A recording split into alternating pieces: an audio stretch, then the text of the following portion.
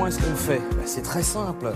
On demande à l'experte, celle qui est allée du Cambodge jusqu'en bas de la Patagonie, dans tous les endroits du monde, de nous trouver des destinations qui soient abordables. Oui, et en France. Et en France. Et en France.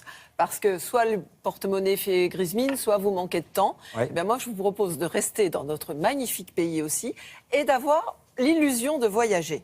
On va terminer par la Touraine, où là, on va se retrouver sur les terres de la Chartreuse du Liget, une ancienne ferme qui a été métamorphosée par le fils des propriétaires de la Chartreuse du Liget et sa femme, en une demeure mais pétillante d'exotisme. C'est frais, c'est rafraîchissant, c'est bondissant d'exotisme. Voilà.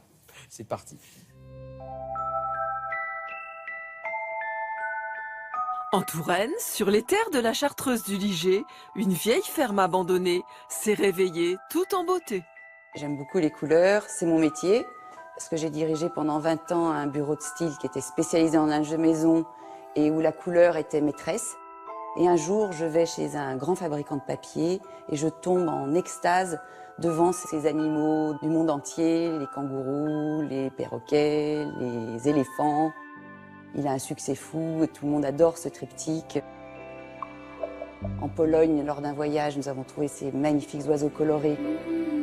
Comme on a beaucoup voyagé tous les deux, on a un peu mis nos petits souvenirs de voyage dans les chambres.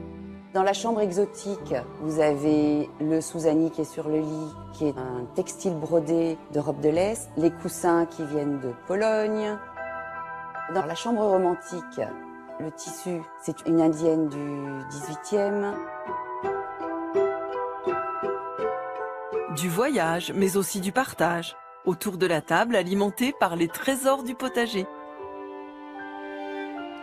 Ça, c'est très tendance parce que c'est local. Elle Ah fait oui, à c'est manger bio. ce qu'elle cultive.